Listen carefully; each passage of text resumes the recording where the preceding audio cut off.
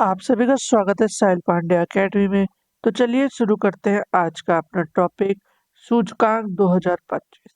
ये 26 जनवरी 2025 तक की अपडेटेड वीडियो है और इसमें हाल ही में कुछ नए सूचकांक जारी हुए हैं। तो चलिए शुरू करते हैं बिना किसी देरी के। हमारा पहला सूचकांक जारी हुआ है वो है हेनले पासपोर्ट इंडेक्स। ये 2025 में जारी किया गया है। ये साल में 2 बार जारी किया जाता है और इसको जारी किया है हेनले एंड पार्टनर्स ने।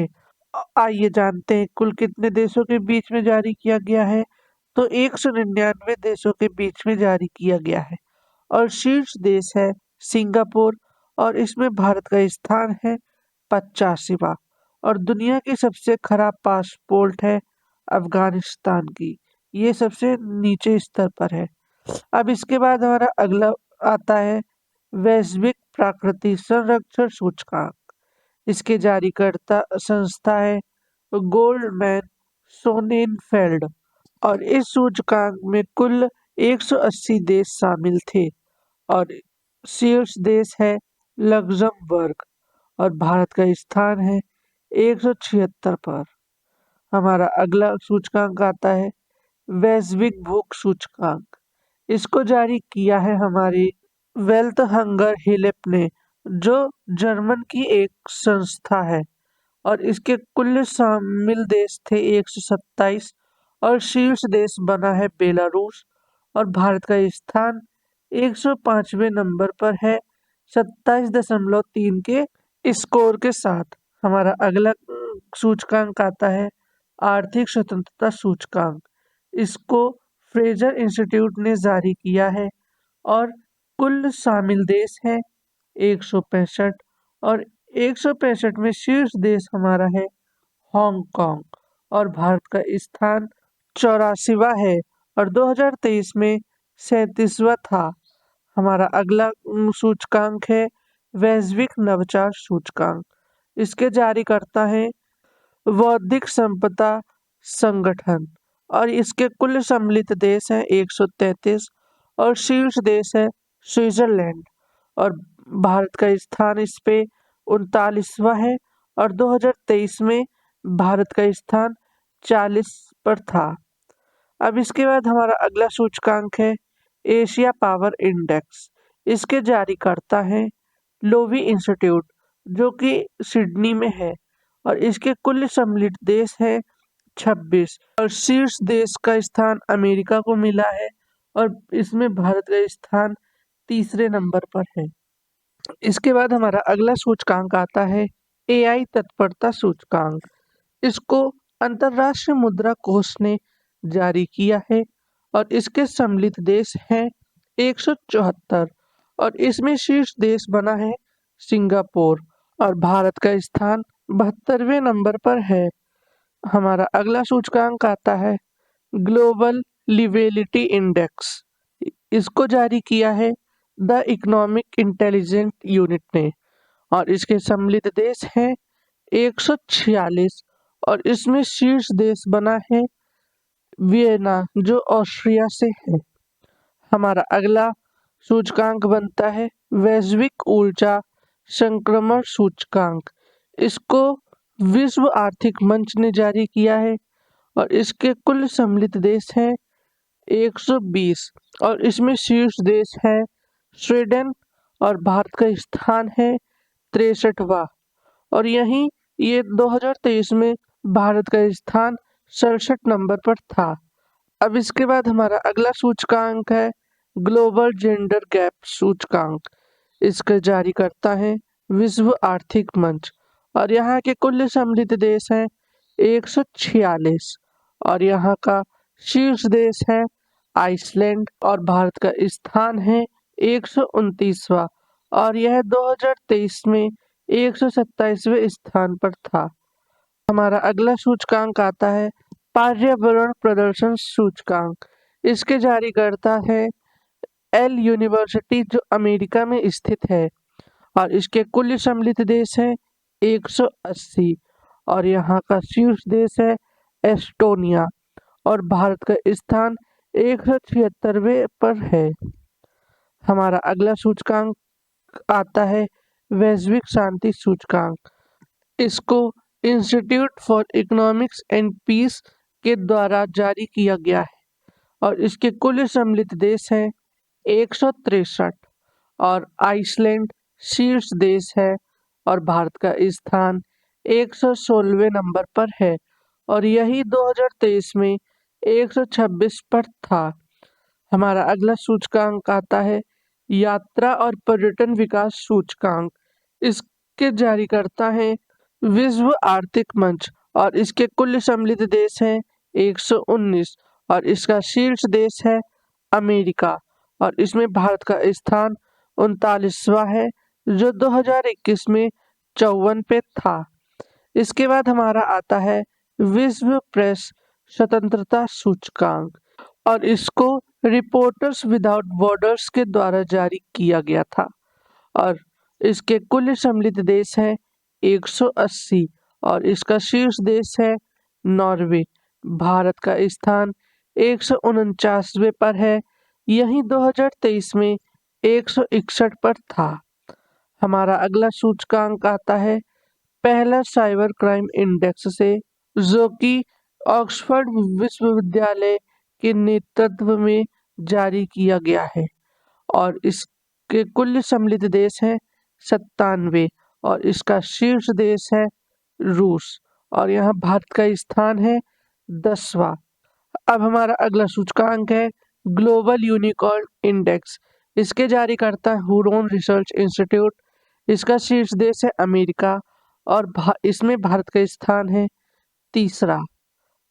हमारा अगला सूचकांक आता है मानव विकास रिपोर्ट से। इसको संयुक्त राष्ट्र विकास कार्यक्रम ने जारी किया है यानी कि यूएनडीपी ने और इसके कुल सम्मिलित देश हैं 193 और इसका शीर्ष देश है स्विट्जरलैंड और इसमें भारत का स्थान 134वें नंबर पर है। इसके बाद आता है हमारा विश्व खुशहाली रिपोर्ट। इसके जारीकर्ता हैं सतत विकास समाधान नेटवर्क और इसके कुल सम्मिलित देश हैं 143 और इसके शीर्ष देश हैं फिनलैंड। भारत का स्थान इस आता है 126वें पर जो 2023 में भी 126 ही था। इसके बाद आता है हमारा अगला सूचकांक लैंगिक असमानता सूचकांक। इसके जारीकर्ता है संयुक्त राष्ट्र विकास कार्यक्रम और इसका सम्मिलित देश है 193 और इसके शीर्ष देश में आता है फिनलैंड और भारत का स्थान इसमें 108वें स्थान पर है। हमारा अगला सूचकांक आता है अंतर्राष्ट्रीय बौद्धिक संपदा सूचकांक। इसके जारीकर्ता है ग्लोबल इनोवेशन पॉलिसी सेंटर जो कि यूएस में है और इसका सम्मिलित देश है 55 और शीर्ष देश है अमेरिका। भारत का स्थान 42 पे आता है।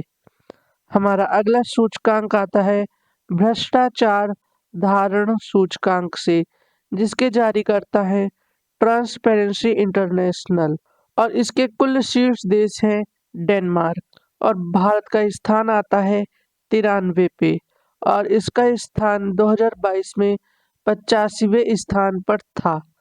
हमारा अगला सूचकांक आता है ग्लोबल फायर पावर रैंकिंग और इसके जारीकर्ता हैं ग्लोबल फायर पावर और इसके कुल सम्मिलित देश हैं 145 और इसके शीर्ष देश हैं अमेरिका और इसमें भारत का स्थान है 4था।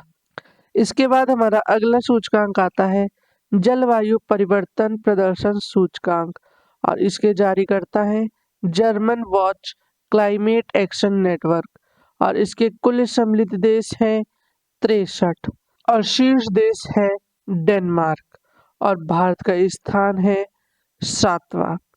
इसके बाद आता है हमारा विश्व डिजिटल प्रतिस्पर्धात्मक रैंकिंग। इसके जारीकर्ता हैं प्रबंधन विकास संस्था और इसमें कुल सम्मिलित देश हैं 64 और इसका शीर्ष देश है अमेरिका और भारत का स्थान 49वें नंबर पर है। इसके बाद हमारा अगला सूचकांक आता है वैश्विक पेंशन सूचकांक। इसके जारीकर्ता हैं मार्शल CFA इंस्टीट्यूट। और इसके कुल सम्मिलित देश हैं 47 और इसके शीर्ष देश है नीदरलैंड। भारत का स्थान 45वें स्थान पर आता है और यह 2022 में 41वें स्थान पर था।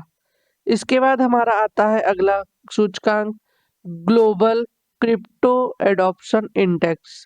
इसको जारी किया था क्रिप्टो विश्लेषण फार्म चैनलिसिस ने और इसके कुल सम्मिलित देश हैं 154 और इसके शीर्ष देश हैं भारत।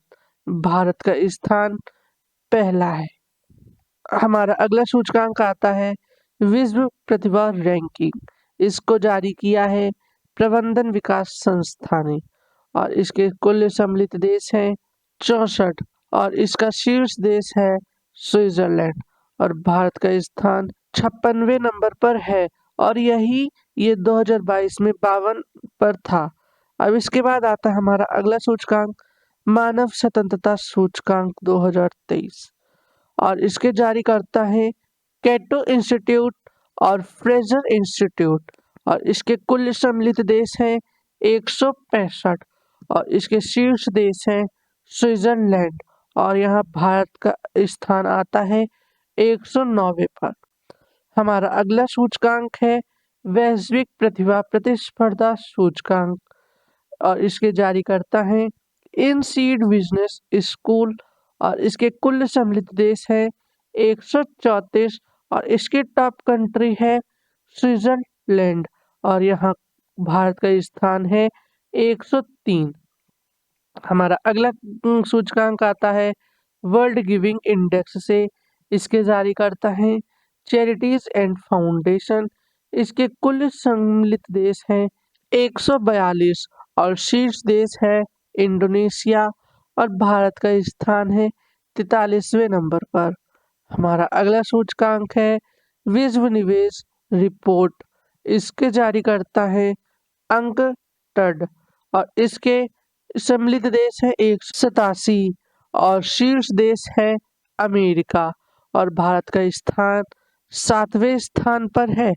हमारा अगला सूचकांक आता है ग्लोबल स्टार्टअप इकोसिस्टम सूचकांक। इसके जारी करता है स्टार्टअप ब्लिंक और इसमें सम्मिलित देश है 100 और इसका शीर्ष देश है अमेरिका और भारत का स्थान 21वें नंबर पर है। और इसके बाद हमारा अगला सूचकांक आता है वैश्विक प्रतिस्पर्धा सूचकांक। इसके जारीकर्ता प्रबंधन विकास संस्था है और इसके कुल सम्मिलित देश हैं 64 और शीर्ष देश है डेनमार्क और इसमें भारत का स्थान 40वें नंबर पर है जो कि 2022 में 37वें पर था।